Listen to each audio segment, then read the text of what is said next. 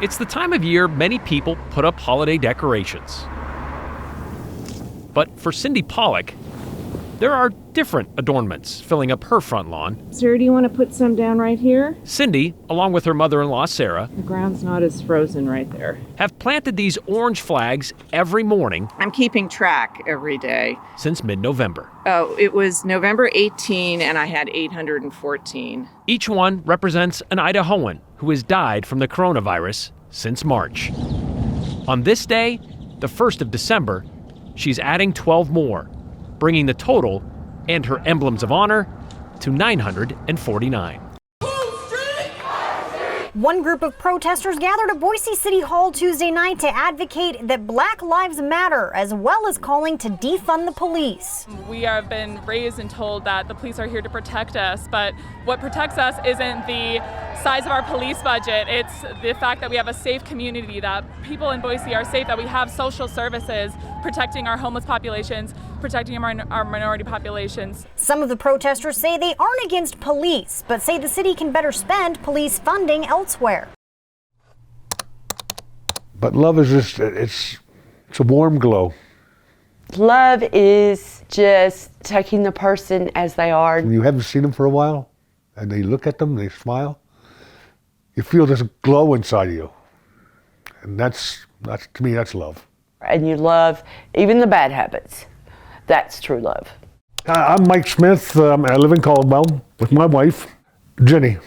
Miriam Virginia MacArthur Smith. It's actually Miriam, but she goes by Jenny. It's a pain to write, too.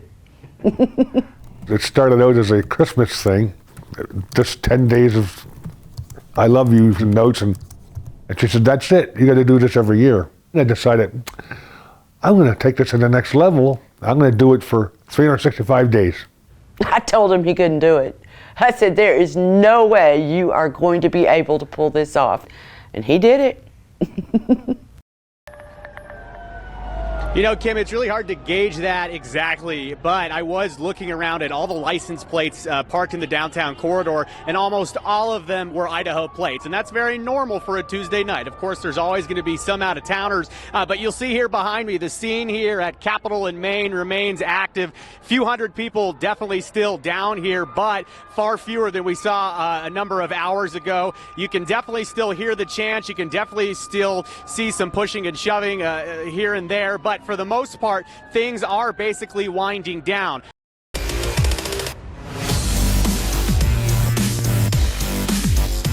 Now, a special presentation from the KTVB Newsroom. Bronco Roundup Gameday starts now. Well, it comes a little earlier this week, but it is game day once again here in the City of Trees. Tonight, Boise State will look to bounce back on the blue as they resume Mountain West play by hosting the Colorado State Rams. Good evening, everybody, and welcome on into the Bronco Roundup Game Day show. The Broncos are off to a 2-1 start this season, but it is worth noting that they are 2-0 in Mountain West Conference play. We have so much to get to on the show today. Who plays quarterback this evening? Will Andrew Van Buren have to carry the load again at running back? And will John Bates be able to continue his impressive streak of consecutive games played to 45? I promise you there's only one place where you're going to get all the answers, plus this exclusive live look at the blue. On that note, we welcome in Will Hall. Will, I know it's Thursday. We're barely past hump day, but happy game day, my man. Happy game day, JT, as we welcome you live inside Albertson Stadium. You know what? Let's just get right to it. I know it's the million-dollar question right now in Bronco Nation. Who's going to start at quarterback for Boise State this evening? I can tell you, as the players are back in the locker room, getting their pads on, getting back out here to come out for the final warm-up, that we did see Hank Bachmeyer out here on the blue warming up. Eric Gardner, John Crawford III, Michael Brown, Azil Ford, Dante Parker, Michelle Huso. He didn't deserve to die. I can't breathe. I can't breathe. This is about George. Laquan Donald George Mann. In the days leading up to this moment, I have been incredibly moved by the support of each of you and our community as a whole. Tanisha Anderson. Akaya Gurley. We rise. Rumaine Gibson. Jeremy Reed. George Floyd.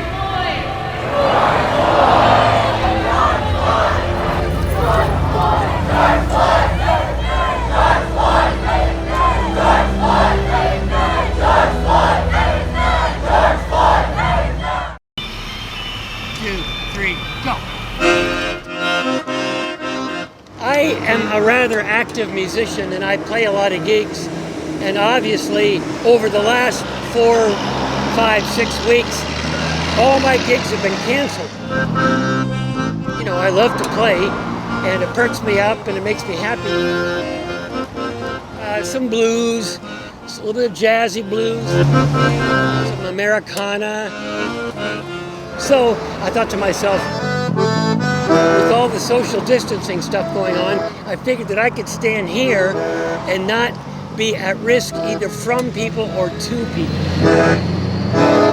Well, over the last several weeks and months, we have seen a lot of your questions, and today we're going to try to answer as many as we can, all in one place. Joining us today from several different places, a panel of Idaho election experts. Secretary of State Lawrence Denny, Twin Falls County Clerk Christina Glasscock, and Ada County Clerk Phil McGrain. And our goal here is to ensure Idahoans know to vote, no matter what side of the aisle you may be standing on.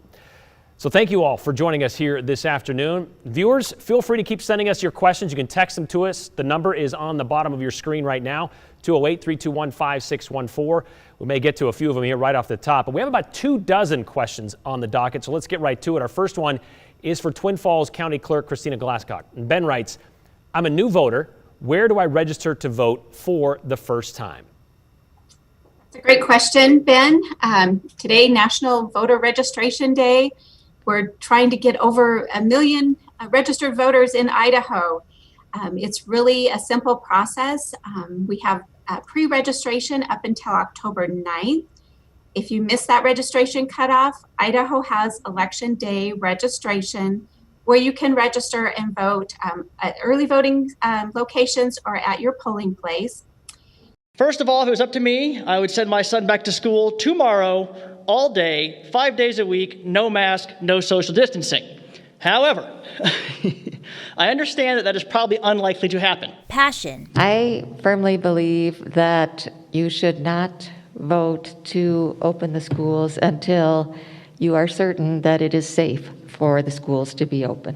And concern. So I'm here asking for a choice. 35 parents and teachers in the West Ada School District gathered at a special school board meeting Thursday night, sharing their thoughts on the district's reopening plan. I've looked through the plan. I have serious concerns about the plan. Online learning is not solving a problem, it's creating a new one. You're watching Idaho's News Channel 7. This is the news at 10. My 12-year-old son is home by himself right now, and there are protesters banging outside the door. Okay, I'm going to go home and make sure he's okay. Safety concerns stopped tonight's Central District Health meeting before they could vote on a proposed health order. Ada County Commissioner Diana Lachiondo visibly shaken, her voice shaking after protesters lined the sidewalk outside her home. The meeting had only started when board members Lachiondo and Dr. Ted Epperly said there were protesters outside of their homes and at least one other board member. Minutes later, Central District Health Director Russ Duke interrupted the meeting, saying Boise Mayor Lauren McLean and Police Chief Ryan Lee wanted the meeting to be canceled. Our Joey Prechtel was watching that meeting while all of this unfolded earlier tonight. Joey, a lot of moving parts. Let's let you kick us off. Well, Mark and Kim, I got a chance to talk to Dr. Ted Epperly tonight after the meeting ended. He told me this was the first time where there was actually protesters right outside of his home. He said around a dozen people showed up. They were doing a number of things to make as much noise as they could, from banging trash cans, yelling, screaming, also shining a strobe light into his house through the windows at some points. My name is Sabah Ambagi. Originally, I am from Iraq and from Baghdad itself, an Iraqi journalist who's been there for years. For most of the last decade, Sabah Ambaki has called Boise home. However, he remains very connected to the politics of the Middle East through his contacts in the region. He explains that the attack on the United States base in Iraq is serious, but has plenty of context that is both familiar and symbolic. The anticipation with media, people, specialists, it's war, because Iran wanted a war. Wanted a war in rhetoric, in a speech, not in the field. Mohsen Max Mohammadi from Tehran, Iran. I moved to U.S. in 1977. Max Mohammadi has done it all here in Boise, but he now mostly focuses on helping those in need. And while his heart is right here in Idaho, a part of it will always remain with his family in Iran. When the United States had that drone strike that ended up killing Qassam Soleimani, was that for you a moment where you and your family could say, uh-oh? That was a uh-oh. Yeah. That was the moment that, like, now what? Then there's older sister Hattie. I'm doing the knit stitch. Sitting almost still and almost by herself. And who, at the age of 8, is just 3 days in. Yep, 3 days in. On learning how to knit. At first, I was having a hard time and it kept falling off. Then Shannon showed me how to do it. Shannon. I like those colors mixed in. Thank you. Is why Hattie isn't exactly by herself. She started out wanting to make a sweater, and I said, let's start with a scarf. She started just last weekend when Hattie had an idea. Oh, she just went into our kitchen and grabbed some wooden skewers out of our drawer, and I asked her what she was doing, and she said, I'm ready to knit. Problem was, she didn't exactly know how. So Hattie walked out and asked Shannon. Could you teach me how to knit? Her neighbor. I said, sure. So Shannon went out that day for needles and yarn. And we came out the next day and sat down and spent over 2 hours knitting. And every day since, Hattie has pulled her patio chair up to her backyard fence. Yep, it's still February. It is still winter, but meteorological winter, the months of December, January, and February, it's almost over. No matter how we define winter, these last few months have been abnormally warm across the Treasure Valley. So warm, winter 2019-2020 is making its way into the record books. It's typically a season known for cold and snow, but not this winter. Remember December 22nd when it was 61 degrees in Boise? Getting that warm that late in the year has only happened 2 other times on record. Or how about 48 degrees in McCall just 3 days before Christmas? Seems weird for winter, right? December 2019 finished 5.4 degrees above average in Boise, making it the 10th warmest on record since 1940. As a hospital standpoint, we are stronger now than ever. I have never felt more supported, and that sounds kind of cheesy, but seriously, I've never felt more supported from my job, but the community they are giving up on us. It's whether it's a non-belief thing, whether it's a not wanting to wear a mask thing, whether I don't even know anymore, but COVID is still here. It didn't go away when the election happened. It's not going anywhere anytime soon from what we see every day. What is the state? You say in your post, you check on your friends in the medical field. Is there a concern on your part and even for yourself that it's taking its toll on you guys emotionally?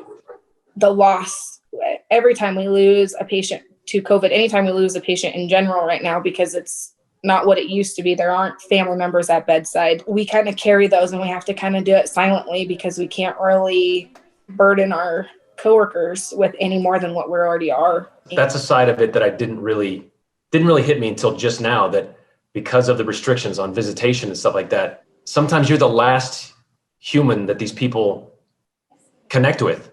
Yep. That's a lot on you. It has been, yeah. Or we're fighting to get that last Facebook, FaceTime set up with their family before it happens. And it's hard. If there was one thing that you could change in all of this in the last 8 months, what would that be? Do you want my honest opinion? Yes, I do. As a nurse who has been at the bedside since March with COVID patients, I want our friends and families back for our patients. Personally, I think that would make a difference. Even if it was little, it would make a difference. Downtown Boise is not necessarily wanting when it comes to works of art. Oh, they do pretty good.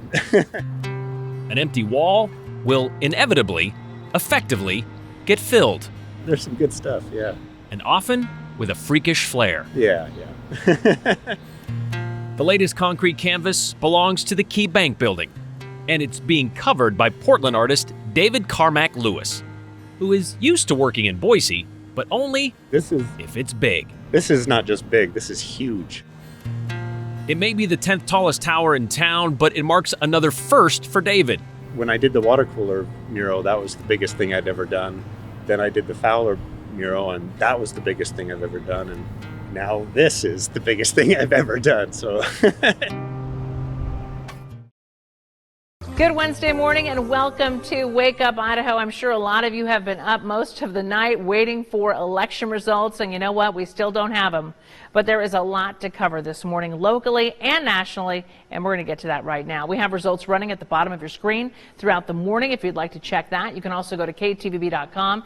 Let's check in, though, with where both presidential candidates stand right now, because that's what we're waiting for, Doug. So how many electoral votes do Biden and Trump each have at this hour? And we'll get to that in just 1 second. But first, just a quick look at the popular vote right now. Former Vice President Joe Biden leading in the popular vote by about 2.3 million votes over President Donald Trump. Now, if you look at those electoral votes that you mentioned, right now we have Joe Biden with 238 electoral votes, with President Trump having 213. There are still several states still in play this morning, including Wisconsin, Michigan, Pennsylvania, North Carolina, Georgia, Nevada, and Alaska. There is a discrepancy here. NBC right now is reporting 224 Biden electoral votes, but we're going with 238 for this exercise this morning. Now, if we look at the path that President Trump needs to get to 270 electoral votes, with those states still in play. Right now, Pennsylvania is the one leaning most heavily in his direction, but those votes may not be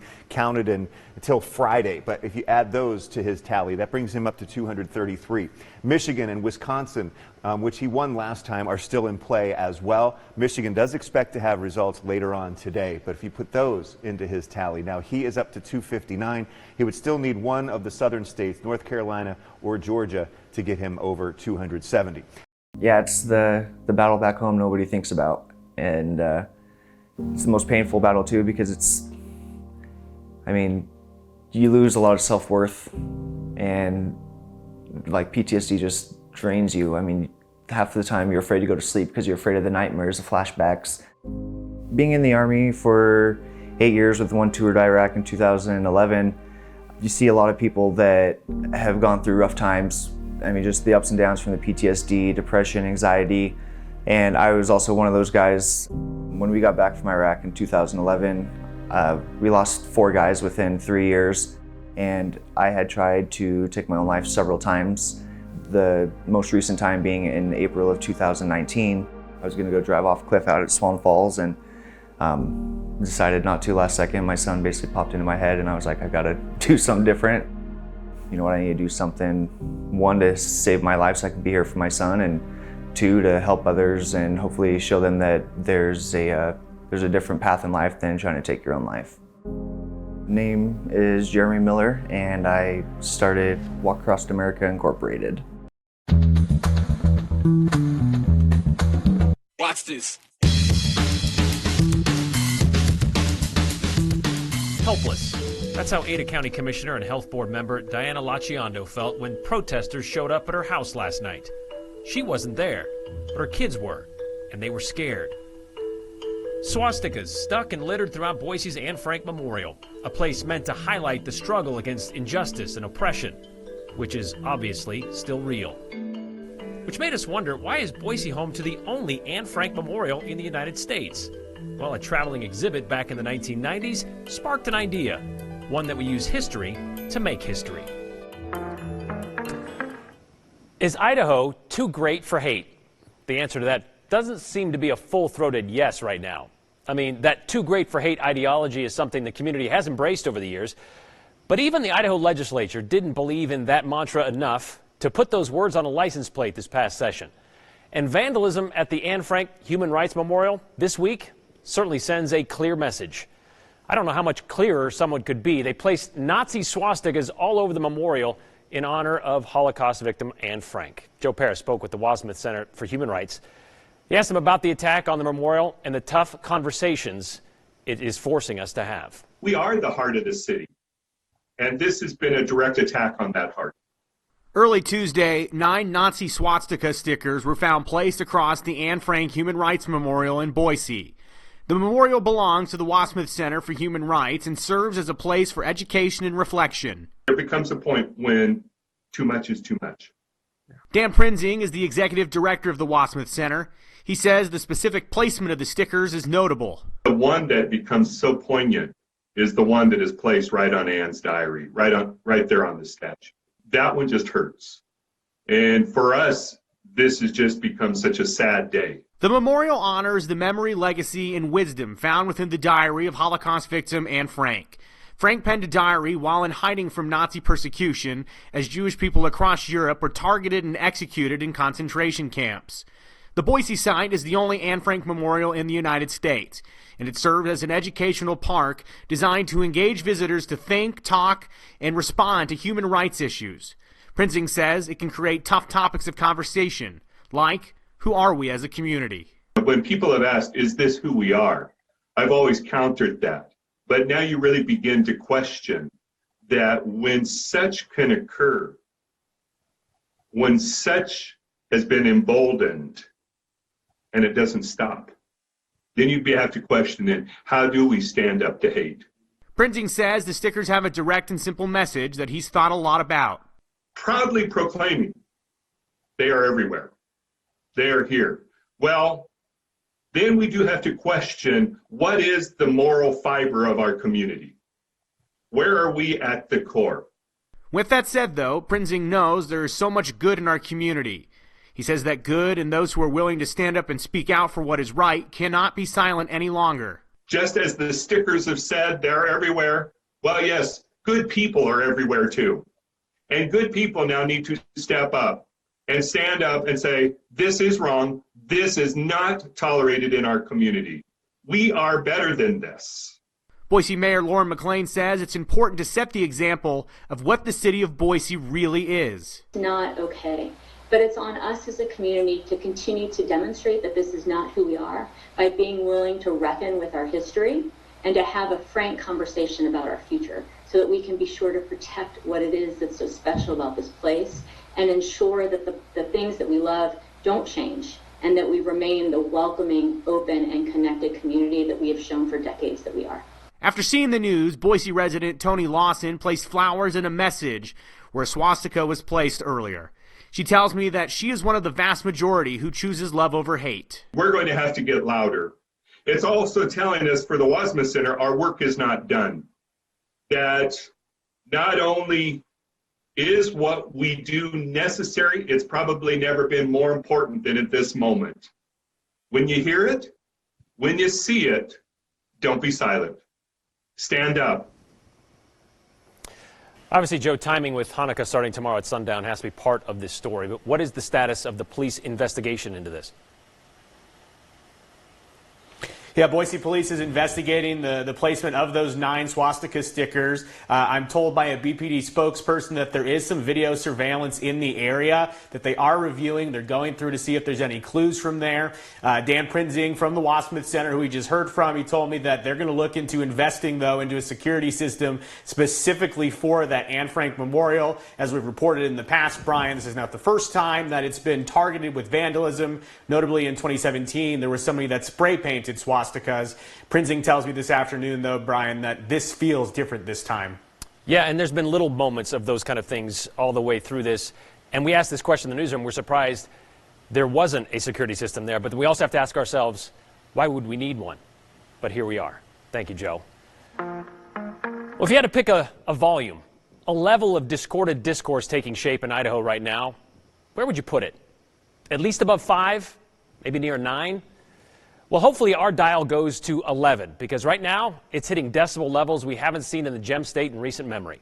This pandemic, which had the potential to show our character, has certainly revealed a lot of people's in full. Protesters disrupting local businesses over mask requirements. School board members resigning because parents can be, well, let's just say, a bit much. Doors broken at the state capitol as activists tried to force their way inside during a special session of the legislature. And public health meetings being canceled because some health order objectors decided to take it too far. Madam Chair, Dr. Peterman, I'm sorry to interrupt, but I got a call from the mayor, and it sounds like the police, and she is requesting that we stop the meeting at this time because of the intense level of protesters in the parking lot and a concern for police safety and staff safety, as well as the protesters that are at some of our board members' homes right now. So I'm not sure, Madam Chair, what we need to do, other than I think we do need to cancel the meeting. Just an update. I just went out and talked with BPD. There's been one person detained, but they indicated that they have the situation under control. Sadly, it's not under control.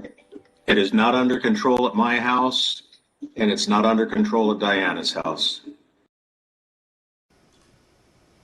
No, it wasn't under control at Diana's house. As in Ada County Commissioner Diana Laciando, who is also a board member of the Central District Health.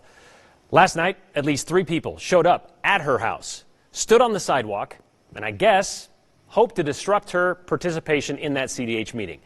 They blasted air horns, they banged on buckets, set off their car alarms, even played clips from the movie Scarface, loud enough for the whole neighborhood to hear. All of that was bad enough, but even worse, Laciando wasn't there. She was at her office in the Ada County Courthouse. Inside her house, though, were her 2 young boys, alone and scared, which is why she asked to leave the meeting and rush home to her kids. We're going to take care of you. Can I interrupt you for just a moment? My 12-year-old son is home by himself right now, and there are protesters banging outside the door. Okay, I'm going to go home and make sure he's okay, so I will reconnect with you when I get there. I just felt so helpless. No lockdown. I didn't realize at the time You play rough? Huh? Okay. that my mom had taken our dog for a quick walk, and actually both my kids were there. I think what Diana needs is a little more horn. So it was my 12-year-old and my 8-year-old huddled together in my son's room, and they were scared. And I felt so helpless, and I felt like I let them down for not being there. And, you decide to run for office, and that's a big step to take. It's a huge step, and it's scary, but you just never imagine that it's going to go to this level for your family. You guys, sometimes I admit I feel a little bit aggressive and pissed off. And, that's how I felt. And I just worry about my kids like everybody does. I think it's a loss of innocence. I'm a 4th generation Idahoan. I'm born and raised here in Boise, and especially my oldest, went through a period of time when he was maybe hearing things on the news or watching, TV, and he would be scared about robbers or whatever. And I would always tell him, this is a safe place. Boise is a very safe place, and you don't have to worry. And that loss of innocence, not just that, maybe it isn't a safe place, but that we're specifically being targeted is scary. You minced no words with this. You held nothing back with this post that you wrote. I kind of want to read a little section that you posted. I am sad. I am tired. I fear that in my choosing to hold public office, my family has too often paid the price. Though I was born and raised in Idaho and have chosen to raise my own family here, I increasingly don't recognize this place. There is an ugliness and cruelty in our national rhetoric that is reaching a fevered pitch here at home, and that should worry us all.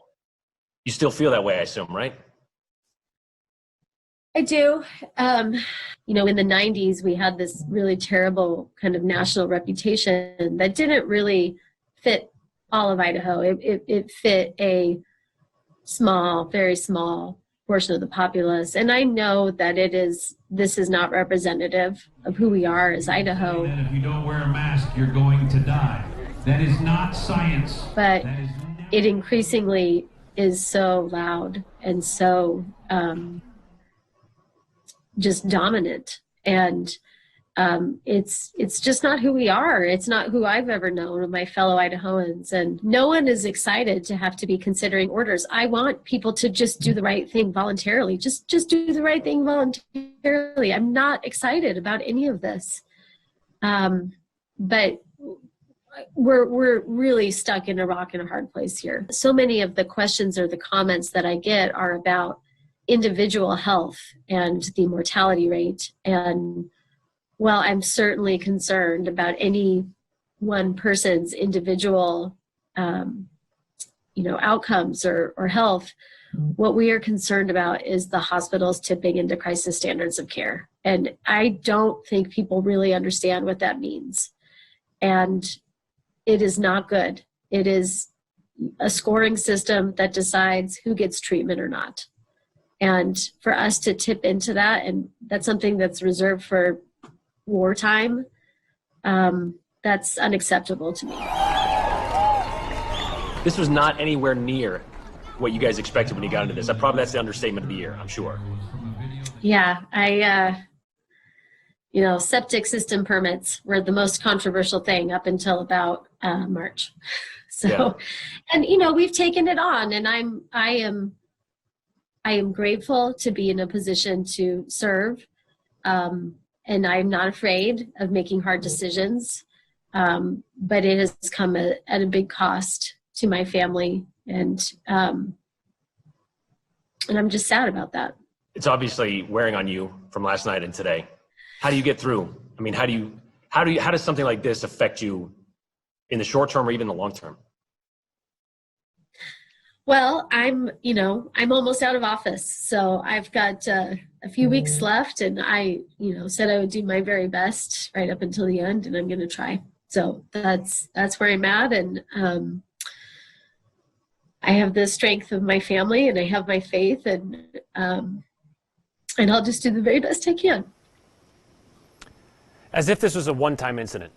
Last night was the second time protesters showed up at Laciando's house. They've shown up again today for the third time. Boise police had to show up to escort Laciando out of her house to safety because she was afraid. This is what we've come to at this point. The next scheduled CDH board meeting isn't until next Tuesday, but that could certainly change. No word on the agenda just yet. But Boise police, they did show up to Laciando's house last night. By the time they got there, the protesters were gone. They were only there for about 20 minutes. Laciando's neighbors did sign disturbing the peace citations, and Boise police is in the process of getting 3 arrest warrants for those who showed up at her house. In her post from this morning that we referenced there, Laciando called out the governor for this patchwork of health orders around the state, among other things. She's asking Governor Brad Little to rise to the moment and lead. Do something rather than just say something. We wanted to ask the governor about this, but we were told he wasn't available today. He has a press conference scheduled for tomorrow. And I know there are some of you out there saying, we aren't covering both sides of this story. What about what the protesters were protesting? Believe me when I say there are not two sides to showing up to cause alarm at an elected official or a volunteer board member's house. There's not. And those protesters outside the CDH building during the meeting, well, they were given a lot of leeway. They could have been trespassed off the property, but they weren't. All of this, all of what has happened over the last several months in Idaho, in Boise in the last week, in the last 24 hours, has been a lot. A lot of negativity, a lot of people scared, a lot of people worried about where we're going from here. The bad news is getting headlines right now. We know this. But it's also worth knowing the good. It's worth remembering, like what replaced the reprehensible stickers left at the Anne Frank Memorial last night, or Tuesday night, or today, I should say, the good and those who promote it. Like it says, we are everywhere and we choose love.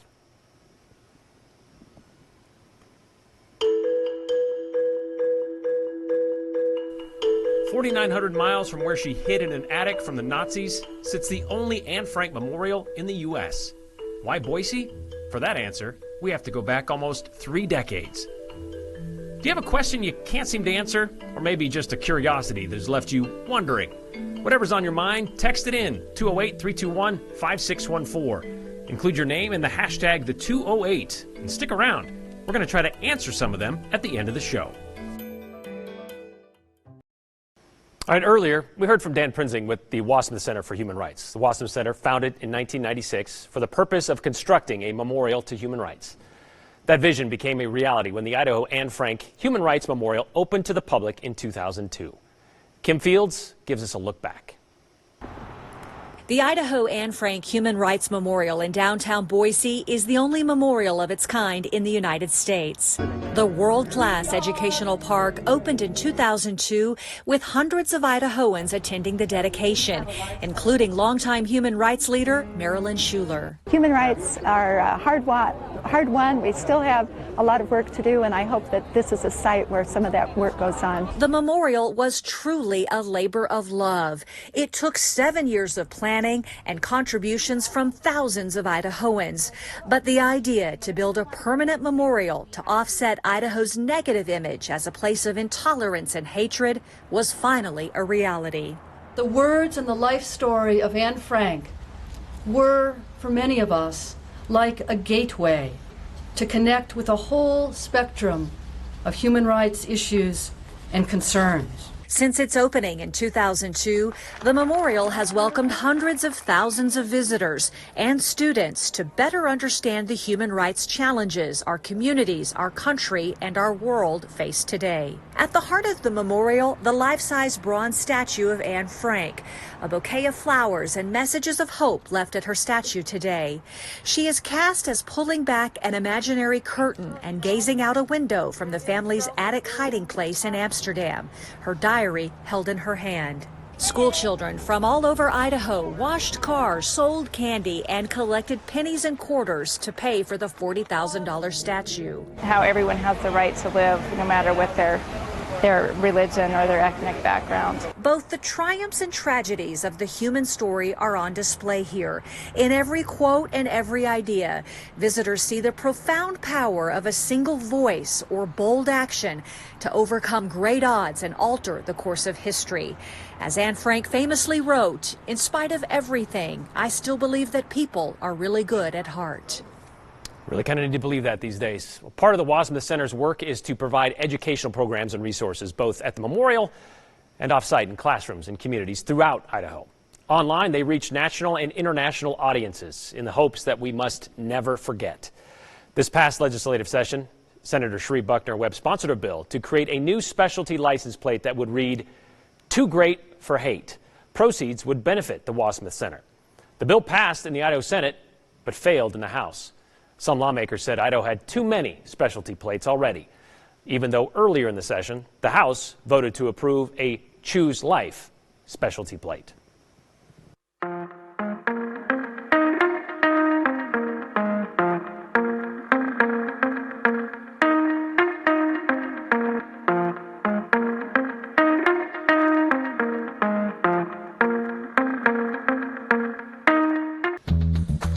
All right, since the beginning of this month, we've been asking you to send us your wildest, your weirdest Christmas tree decorations and your ornaments as well. We also want to see all the places you've been finding your elf on the shelf hiding. But today's submission just may take the cake for the best ornament of the year. Why? I don't know, just 'cause. Take a look at it. Kara Boyd of Meridian texted us this picture of her ornament. It's a dumpster, and it's appropriately on fire. It reads 2020, the year of the dumpster fire. Wow, I don't know if there's been a more accurate description or a more perfect ornament that sums up the year we have had so far. Well, there's always that toilet paper ornament, right? But you get the point. And just a reminder, we'd love to see your wild and weird holiday ornaments and decorations. Christmas, Hanukkah, which starts tomorrow, by the way, Kwanzaa, whatever you want to celebrate. Let's see how you celebrate. You can connect with us and share your photos through our Facebook group. You can find us on Twitter, on Instagram, even through email. And you can always text them to us, 208-321-5614. And no matter where you post them, make sure to include your name and tell us where you're from. Enjoy the convenience, privacy, and cleanliness of your own home gym. Gym Outfitters has a large new and factory-certified refurbished equipment selection. Right now, get a 90-day warranty on all refurbished equipment. Stay healthy, stay fit. Gym Outfitters. Since 1937, Connections Credit Union has been dedicated to our members, connected to our communities, and committed to the lives of Idahoans. You are unique. You work hard. Discover a credit union you can connect with that recognizes you for being you. Personalized service and products tailored specifically to meet your goals. We're Connections Credit Union. Visit your local branch. Let's connect. This winter, don't get up on a ladder, risk a fall, and put your hands in an icy cold muck just to clean leaves and gunk out of your gutters. Stay off the ladder and call Leaf Guard for the gutter that never clogs, guaranteed. It's been lab tested to handle up to 32 inches of rain per hour. Plus, with our exclusive big mouth and oversized downspouts, the Leaf Guard system will direct water away from your home fast. The Leaf Guard gutter system is backed with a transferable lifetime warranty. And be sure you ask about our flexible installation schedule when you call in today for the biggest savings of the year on Leaf Guard. Act now during our double savings sale, and we'll double the interest-free financing from 6 to 12 months. We'll double your bonus to a $200 Visa gift card with your Leaf Guard purchase. And last chance to call in during this program for the free gift, dinner for two with your free in-home estimate and gutter inspection from Leaf Guard. Get the gutter that never clogs, guaranteed. You know, when COVID first hit, it was hard on Idaho's economy. Our business almost had to close for good. Our doors are open now and business is getting better. But if we get asked to shut down again, I don't know if our business will survive. And that's why I choose to wear a mask, to protect myself and to protect others. If we mask up to help stop the spread of COVID, businesses like mine can stay open.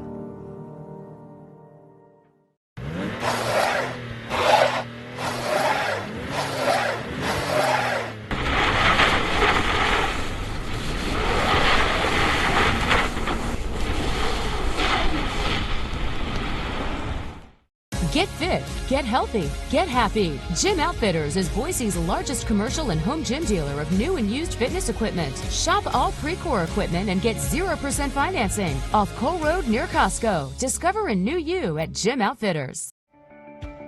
This year, 1 in 4 children in Idaho will experience food insecurity. Don't let them go hungry this winter. Text 7CARES to 208-321-5614 to donate now.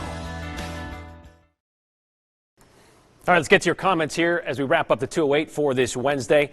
Question sent in. So if a mob of people are outside my house disturbing the peace and harassing me, they won't be arrested by BPD? Is there any response or explanation from BPD? And yes, as we mentioned, there are 3 arrest warrants issued right now, or about to be. They're looking into getting those arrest warrants and issuing them and arresting those people that showed up outside of Lachiando's house. So we'll let you know when that happens. I grew up here. My parents are born, raised, and passed away in Boise. I moved back to Boise because I thought California had too many crazies. Well, the reality seems to show lately there are more in our small state, which is sad. I choose love, says Becky. Right there with you, Becky. I agree. A lot of people do, too. Why doesn't CDH just do a Zoom meeting? Well, they do, but they also have to allow people to be there because it is a public meeting. Some are in the building, some are at home on Zoom, which is what Diana Lachiando was. She was at her office on Zoom. But they have to let it be known when the meeting is because it is a public meeting. Has anyone looked into a correlation between Idaho's investment in education and the large groups of these protesters? Both would appear lacking critical thought. That's a good point.